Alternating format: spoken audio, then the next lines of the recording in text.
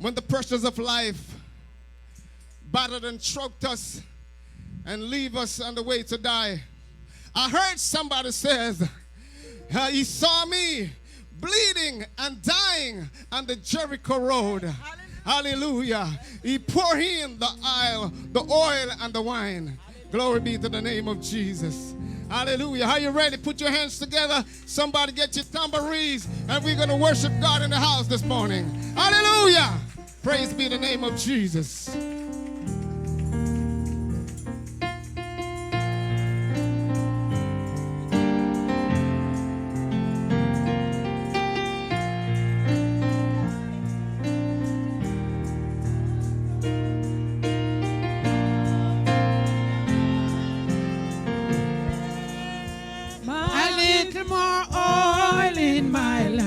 Keep it burning. A little more oil in my lamp, I pray. A little more oil in my lamp, keep it burning.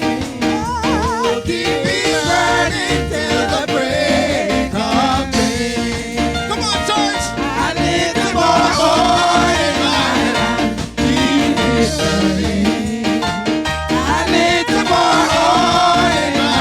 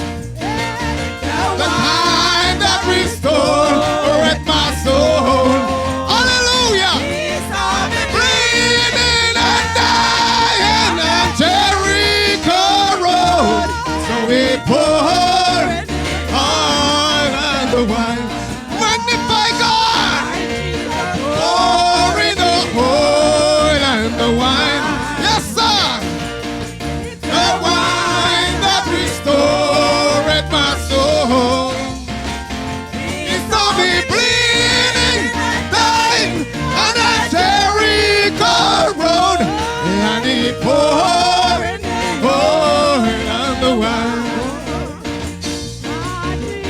Pouring the oil and the wine. The wine that restored my soul. He saw me bleeding, dying at Jericho road, and he poured the oil and the wine. Sing it again. Pouring the oil and the wine.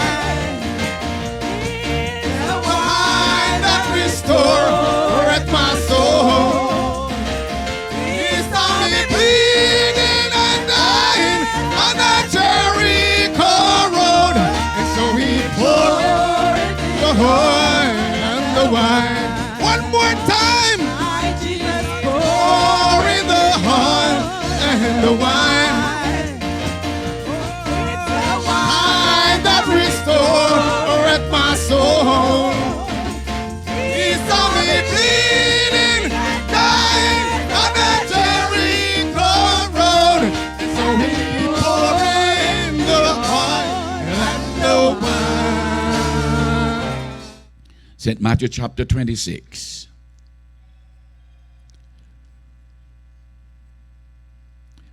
Verse 26 of St. Matthew 26. The verse 26.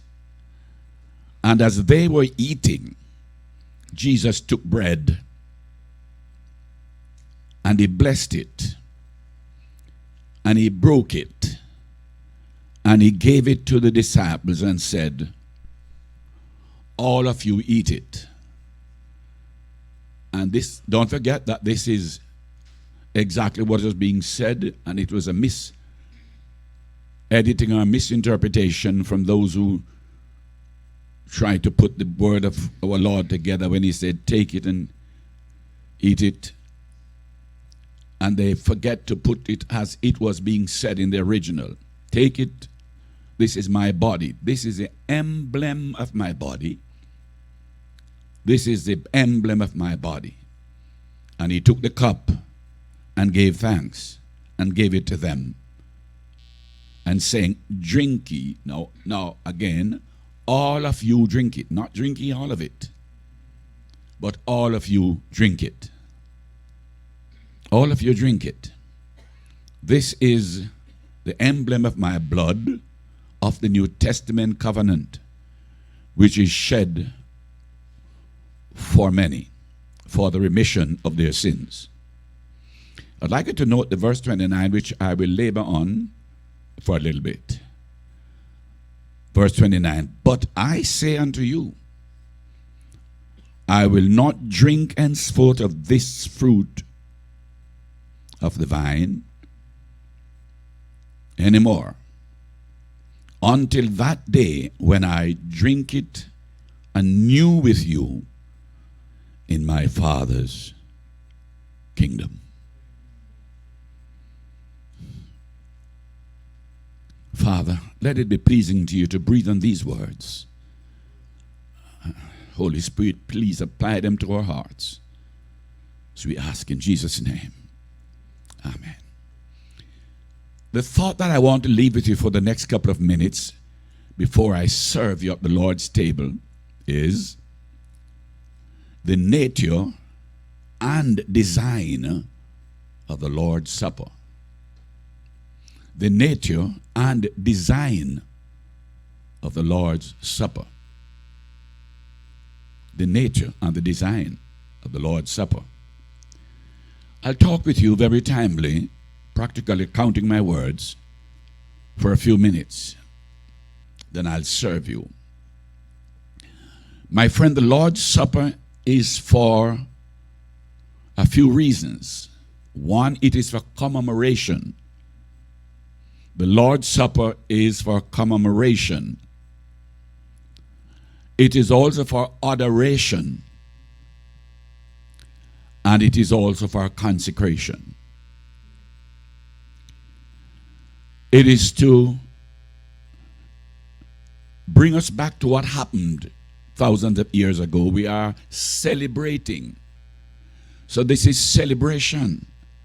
Every time we come to the Lord's table, it is celebration. It is commemoration. Don't forget, it is commemoration. And we are also adoring him for what he has done. So it is adoration. And then it is for consecration. When we draw to the Lord's table, we are made anew. Don't forget that. And saints, we just cannot celebrate or commemorate our Lord's redemptive work as our Savior without thereby acknowledging ourselves to be his. You must acknowledge yourselves as being purchased by him. So you are his. So you cannot celebrate or commemorate or even begin to get ourselves consecrated unless we recognize the facts of the institution of this Holy Eucharist. You must bear that in mind. We just cannot celebrate our Lord's redemptive work as our Savior without thereby acknowledging the fact that we were purchased by him. So we belong to him. He has paid the price for us. And we are the very purchased of his blood. So we are his. Do you understand? And hereby devote ourselves to his service in full surrender to his will. Full surrender to his will. May I say to you, my people, that adoration is to adore him. Adoration is to adore him and regard him with respectable admiration and to be extremely fond of him as our Savior and our Redeemer. Do you understand that? I promise that I'll be counting my words so that you can get every dot and every T crossed. Adoration is to adore him and regard him with respectable admiration and to be extremely fond of him as our Savior and our Redeemer. Adoration is due to God. Adoration is due to God, who fashioned himself as a human in order to redeem us from the fall. He fashioned himself, the Creator fashioned himself as a human to come and live among us so as to redeem us from the fall. My friends, it is this fashioning of himself as a human that makes him the central subject of the universe to whom all eyes are centered. He is today the central subject of the entire universe because of what he has done. My friends, the benefits we received from his sacrifice, his deliverance from eternal destruction. Did you hear that? That is the major, that is the benefit. The others may be a benefit, but this is the benefit that we have derived from his sacrifice, is deliverance from eternal destruction. Amen. We are delivered from the power of Satan, and we are delivered from the power of sin. We can look sin in its eye and say no. We have power to say, I am not doing it, or I am not saying it. We are restored to the power and fellowship of God, the Holy Father. We are restored to the power and fellowship of God, the Holy Father, through Christ. including participation in his life now and afterwards. Participation in his life now and participation in his glory afterwards. And my friends, the cost of which all these benefits were secured is Christ our Lord's humiliation, suffering, and death. That's the cost. His humiliation, his suffering, and his death. Hence, this communion service to which you have come to partake is an act and means of participation in his humiliation, in his suffering, and in his death. When you come to the Lord's table, you are identifying yourselves with him in suffering and in his death, and may I say, and in his resurrection. Ah, well, we participate in his body and blood, in their sacrificial virtues. And the effect of this participation makes us one with Christ in his suffering. Am I not counting my words? I want you to get it. Our participation with him makes us one with him. Glory to God. You see, participating in this Holy Eucharist makes our union with Christ very personal and more intimate as we identify with him in his redemptive suffering. I cannot take the communion for you. I cannot participate in this Holy Eucharist for you. You must participate yourself. You must be a part of this yourself. I can, as you have often heard me said, I wish I could, but I cannot worship for you. Worship is a personal thing, and participation in this Holy Eucharist is a personal thing. You got to do it for yourself. And brethren, the institution and observance of the Lord's Supper is a remembrance of his atonement for our redemption. There are many reasons I would want to bring to you, but time will not afford me. Why he instituted this institution at this particular time when they were celebrating the Passover. He was saying to them, now the Passover is finished. I am the new. Hallelujah. So the old one you have been celebrating is done with. No more ram sheep, no more turtle dove. Done. I am the new. I am the new covenant. I am the new sacrifice. And if you notice, he chose to celebrate it at the very time when they were celebrating the feast of the Passover. So he was saying that is done with, and this is a new thing. This Holy Communion is to remind us of how much he suffered, and how well he suffered, and how long he suffered. It's a reminder. This Holy Communion is to remind us of how much he suffered, how well he suffered, and how patiently he suffered. Yes, he did. This Holy Communion is a proclamation of the atonement of Christ, our Redeemer. Is a proclamation. You are proclaiming what has happened when our Lord walked among men. This Holy Communion is not only a proclamation, it's a participation. It's a participation in the atonement of Christ for our deliverance from eternal bondage. And this reality must not be forgotten.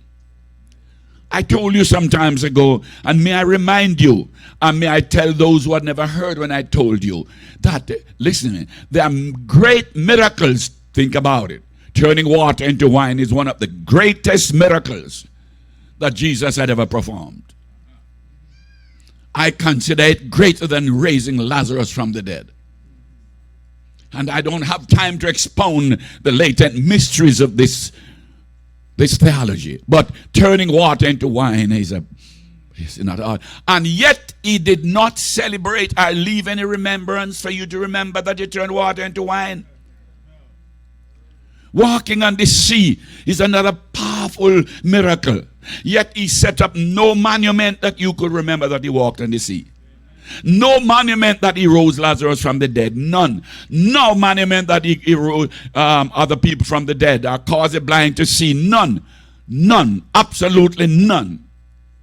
Feeding the 5,000. None. He left no monument. But this he said. This I want you to remember. This is one you must don't forget this. This Holy Communion is a participation in the atonement of Christ, our deliverance from eternal bondage. And this reality must not be forgotten by the children of God. We must remember, don't forget. Don't forget. You see, my friends, our participation in this Holy Eucharist is a direct communication from Christ to his followers. Now, listen to me, people. In a short while, you are now preparing yourself to be connected. In a short while, I am going to connect you. It's a direct communication, a direct connection with Jesus Christ, who sits at the right hand of his Father. He's in the service right now. He's observing what is going on. He's checking on how we are preparing ourselves. And in a short while we'll be served. Miracles will be performed. Hallelujah. Sick bodies will be healed. No one who partakes of this holy sacrament will remain the same. Hallelujah. You'll be transformed. Hallelujah. I can tell you, no demon from hell can come, amen, take part in this holy sacrament. No, sorry. And everybody who takes part in this holy sacrament, you're going to be transformed by the power of Almighty God. Amen. Amen. Our participation in this Holy Eucharist is a direct communication from Christ to his followers. Let me tell you something about the wine. You cannot have celebration unless you have wine. And those of you having celebration don't have any wine, wheel and come again. You must have wine in your celebration. Real wine, good wine. Yeah, hallelujah. Yeah, if you don't have any wine, well. I just got a card from a wine company that I'm a member of. Send me about 5 cards that I can pick up a bottle each. I'll give you one, George. Amen.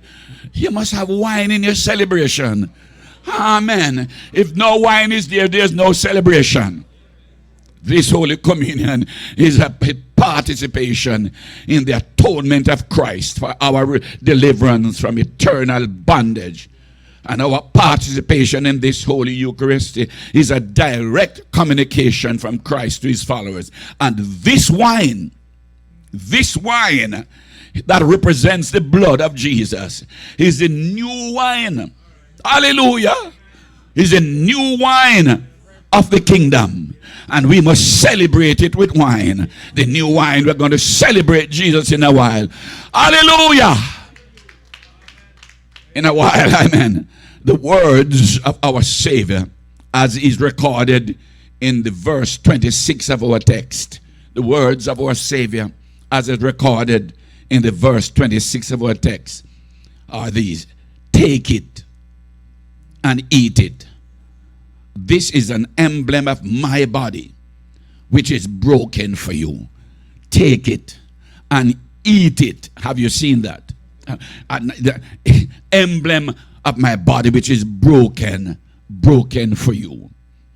And the glass of wine, he said to them, all of you drink it. All of you drink it. Good for you. This is an emblem of my blood of the new covenant. You see, every covenant must have wine to seal it, you know. So the old covenant was sealed with blood. Hallelujah.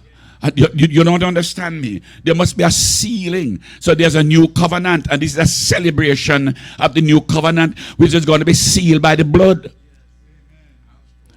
You must have blood, and I don't want you to forget it. You understand what I'm saying? Do you see, my friends? The glass of wine, he said to them, all of you drink it. This is an emblem of my blood, of the new covenant. And this is an emblem of my blood, which is shed for you for the remission of your sins. These profound redemptive words reveal that Christ himself and his followers were now engaged in one common sacrifice. I'm going to eat and drink with you now. And listen, what he said is not done. This was not a mere ordinary social congenial celebration. Anybody hear me? I said this Holy Communion was not a mere ordinary social congenial celebration or fellowship with Christ and his disciples as with ordinary Passover feast. This is not a regular meal. This is not a regular. This is why he ate the Passover feast first, and that done. Right, and then he brings in this one. This Holy Communion was not designed to celebrate or to honor the Jews. No, or to commemorate their national deliverance from bondage. Did you hear me? But this Holy Communion, this Lord's Supper, is instituted to celebrate or to commemorate him as a Savior and Deliverer, amen, of Adam's falling race from the curse of the fall. Do you hear me? This Holy Communion is instituted as being representative of his mediatorial suffering and death for the redemption of humanity. We are bought with a price, and we are paid for in full. Nothing owing. Do you hear me? In this communion service, our Lord led his followers to consider the Passover feast as originating and a special audience in which he brought his disciples to the fact of understanding the purpose of his blood that is shed for them. The words of the Savior, as are recorded in St. Luke chapter 22 and the verse 19, said, "This bread is an emblem of my body, which is given for you. Partake of this as in remembrance of me." Our Lord uttered profound and prophetic. Our Lord uttered profound and prophetic declaration, as is recorded in verse 15 to 18 of St. Luke chapter 22. He said what he said. St. Luke 22. 15 to 18. "I have a desire," he said, "to share this Passover with you before I suffer." That's my desire, to share this Passover with you before I suffer. Look at verse 16. "And I am saying unto you that I will not eat this special meal with you again until this be fulfilled in the kingdom of my Father." Hallelujah. This is no ordinary congenial gathering. No. Special. It will be fulfilled again in the kingdom of my Father. And, listen to me, he and his disciples were now bound to separate. They are bound to part. But he has profoundly declared that there is going to be a grand reunion. So we are going to part now. But I am declaring to you, I will drink again with you when we meet in my Father's kingdom. The hallelujah, that's where the other drinking will be.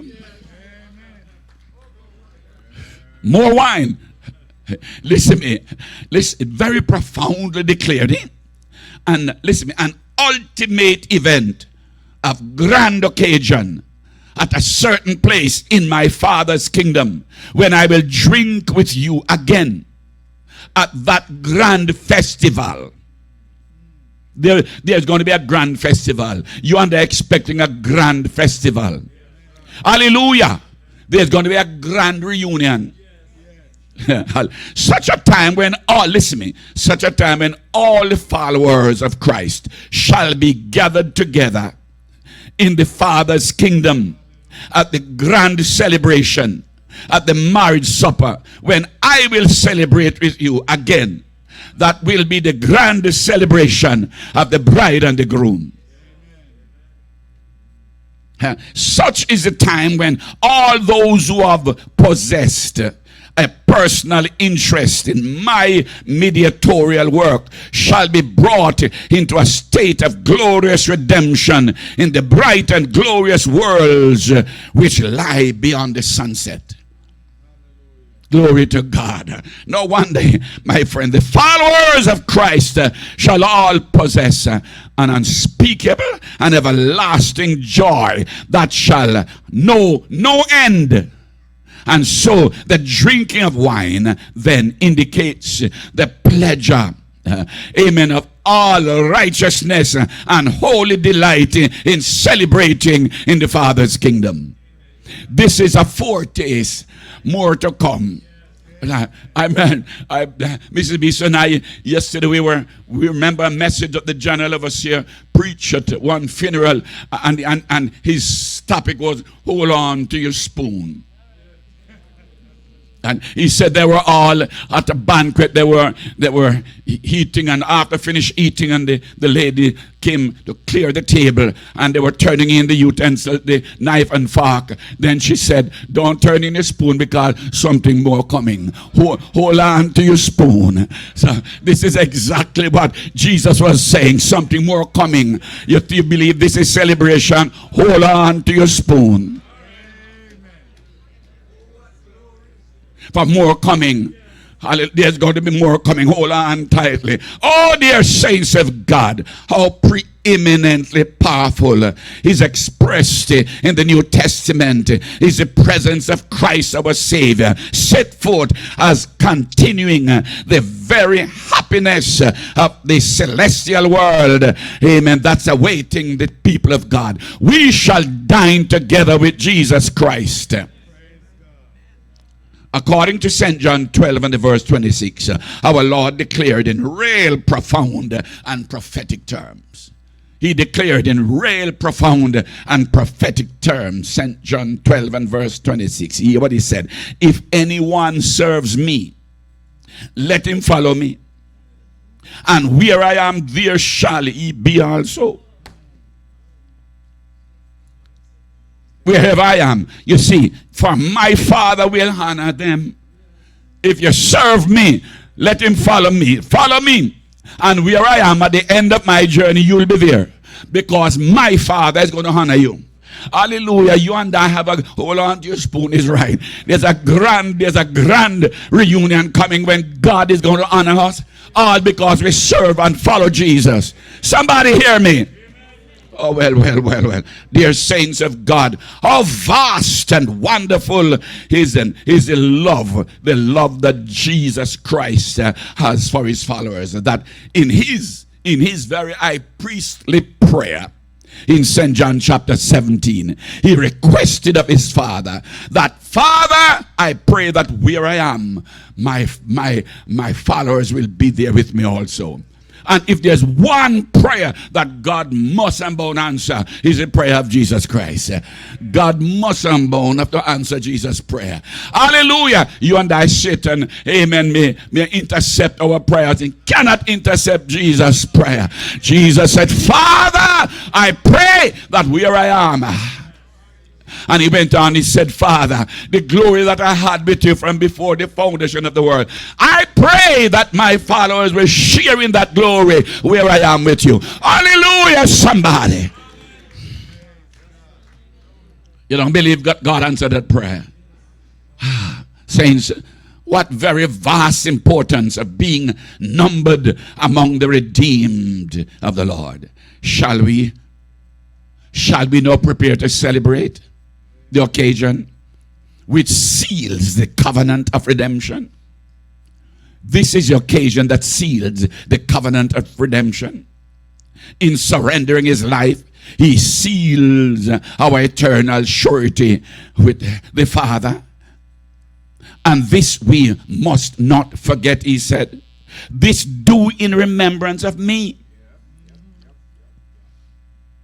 Oh, saints, beyond the sunset. Oh, blissful morning. When with our Savior, heaven has begun. Heaven has not begun yet. Earth's tiling shall be over. Oh, glorious dawning. Beyond the sunset, when day is dawn. Beyond the sunset, no clouds will gather. No storm will threaten. Beyond the sunset, no fears will annoy. No disappointment. No sickness. Nobody can hurt us beyond the sunset. Oh, day of gladness. Day unending. Beyond the sunset, eternal joy. At the grand reunion, when we shall drink with Jesus Christ. Beyond the sunset, a band, amen, will guide us. Will be played, and a hand will guide us into the presence of the Father. His glorious presence, his words of welcome will be my portion. Welcome ye to my Father's kingdom. Beyond the sunset. Oh, glad reunion with our dear loved ones who have gone on before. We shall meet them beyond the sunset in that fair homeland where we'll know no parting. Beyond the sunset forevermore will be the grand reunion when I will drink with you again. I'm going to drink with you again. Beyond the stars that brightly gleam, beyond life's short and a shadowy stream, there is a land of fadeless bloom and flowers of rich and rare perfume. Perfect peace we there shall know, like the river's endless flow. Beyond the stars, sweet peace will be there in the grand reunion of our Lord with those who are redeemed. Oh, saints, when he calls me, I will answer, whether I'm in the grave or I am on land. He's going to call our name one by one. And when he calls us, we are going to answer to the call.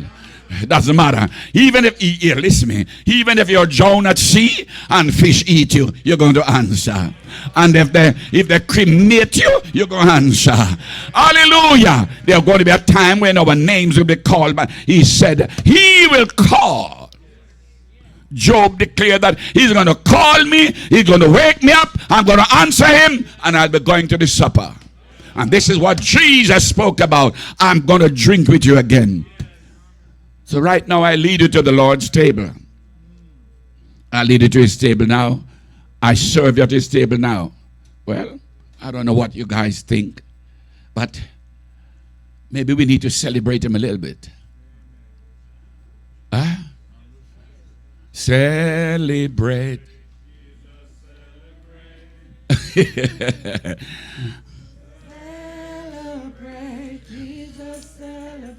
Take your time and don't mash up the service now.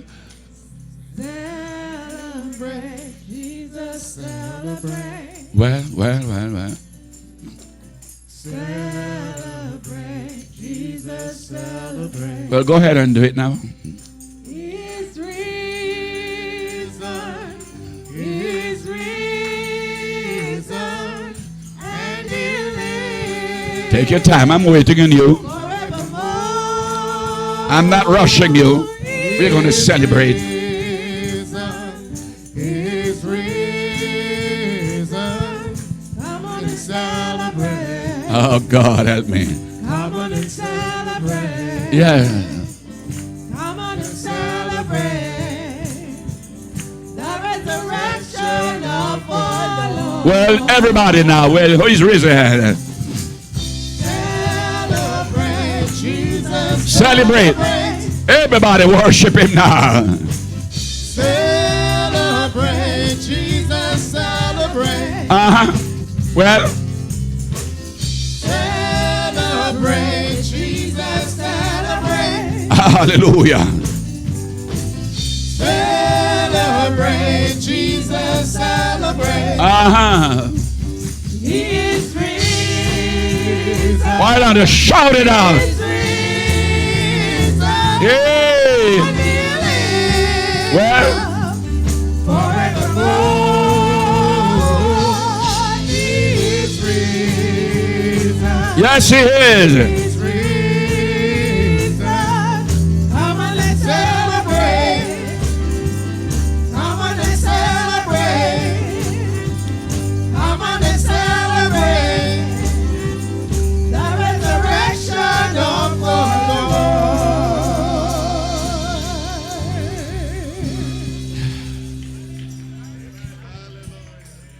You may be seated. For I didn't even ask you to stand. But you want to mash up the communion service and turn it into revival service.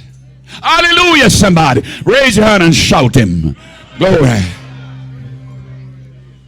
Glory. Somebody raise your hand and shout him. Hallelujah. Shout him. I just feel like worshiping. Glory to Almighty God.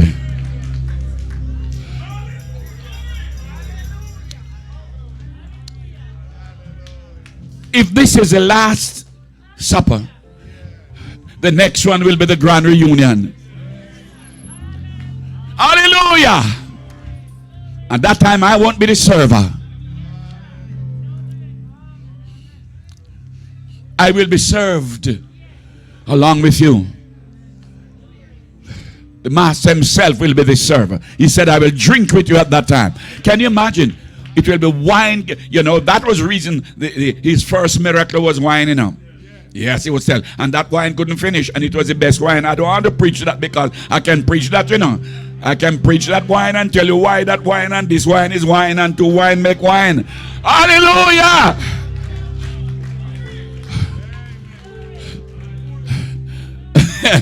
Oh, glory to God. I'm going to ask the elders to take their stand.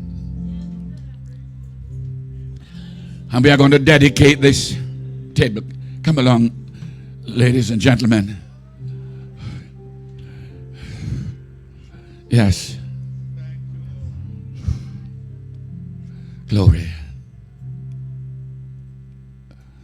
And maybe you'll need to put the table a little forward so you can form a ring around it a little bit. Yes. Cool. That's better. And you got to hold hands. Yes. Keep it. Don't open it yet. Don't open it yet. Don't unveil it yet. Yes, I want elders. Yes.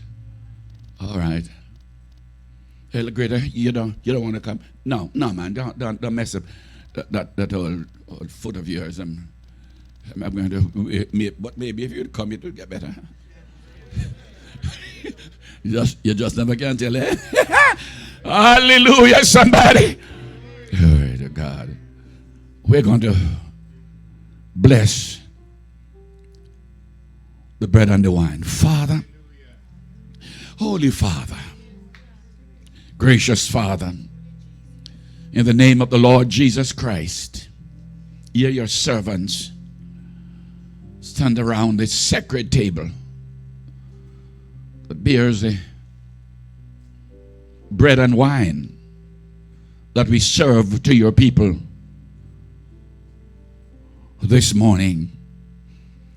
There are several others who are shut in, and they have theirs served to them, and they have it in their possession. We include it in the blessing this morning. Father, in the name of Jesus Christ, oh God, we ask you to stretch your mighty, long, everlasting hand over this bread and wine that we serve to your people, this holy sacrament, this holy communion, this holy Eucharist. Father, in the name of Jesus Christ, we pray that it will be pleasing to you to insert all the necessary miraculous and healing elements that are needed in this bread and wine, that anyone who partakes, Father, anyone who partakes, any boy, any girl, any child, any baby, they will experience a transformation in their life, in their lives, in their body and in their lives, in their circumstances. There'll be a transformation in their circumstances because they have drawn to the holy table. And Father, they will never be the same again. This morning, we were He who opened the service in prayer, ask that you will sanctify us and cleanse us from all impurities. We make this request again, O God, as we now tarry one for another. We tarry one for another now, so that none will come to the Lord's table unworthily. We examine ourselves and we commit ourselves in your hand, and we ask for cleansing. We ask for purification, that as we draw to your table, we'll be touched by the power of the Holy Spirit. Oh Lord God, we do not call your name in vain. We do not call your name in vain.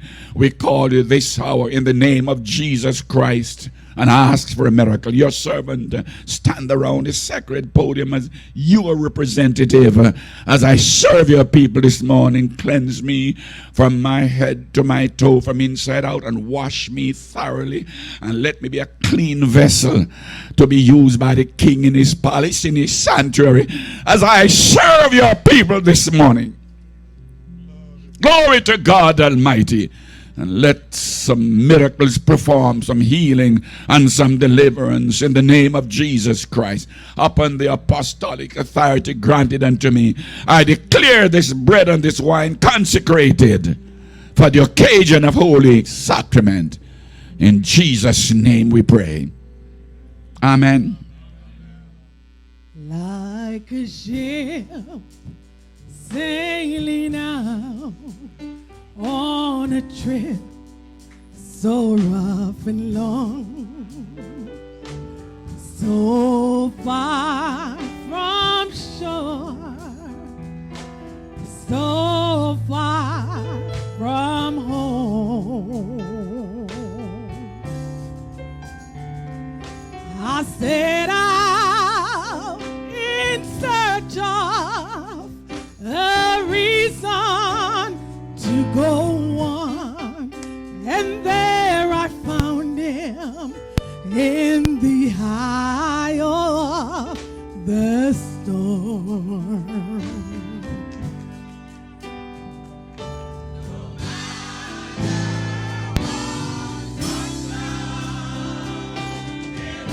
The ship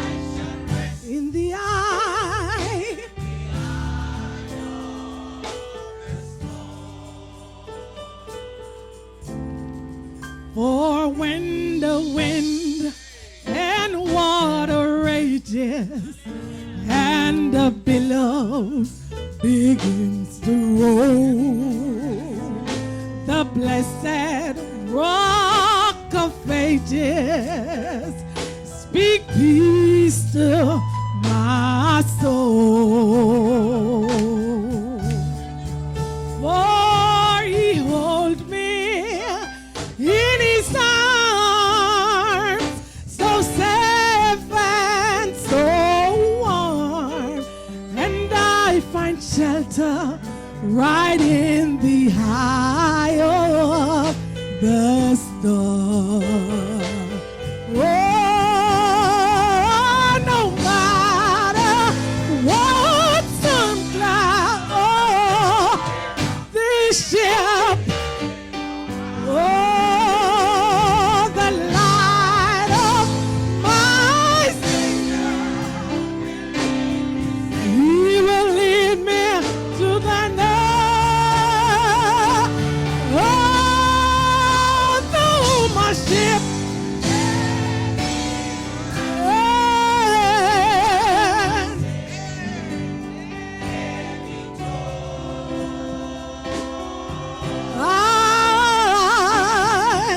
in the eye,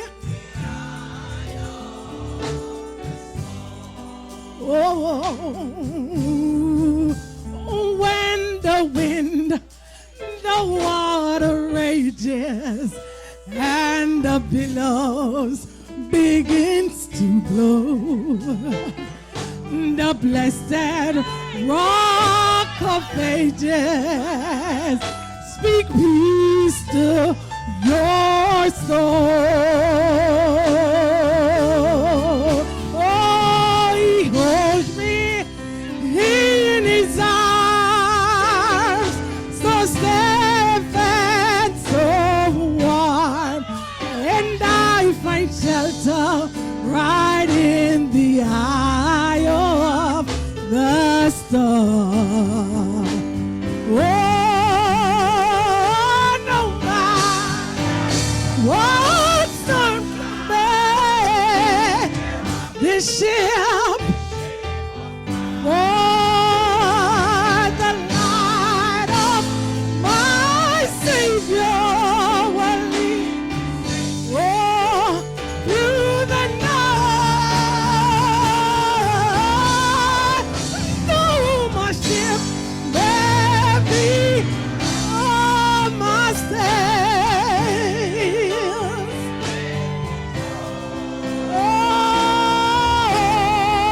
oh, in the eye,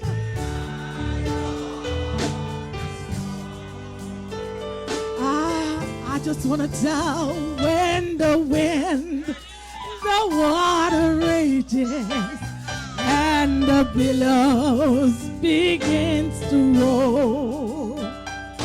The blessed rock of ages, speak peace to my soul. For he holds me in his arms, so safe and so warm, and I find shelter right in the eye of the storm. Oh, no matter what this ship, oh, the light of my Savior, I know we will. Oh, no, my ship may be, maybe, oh, I shall rest in the high.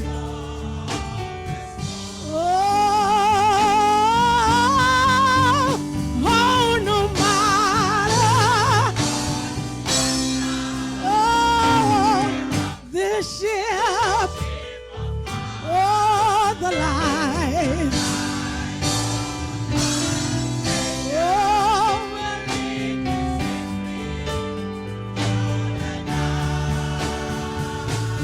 oh, though my ship may be in my sails,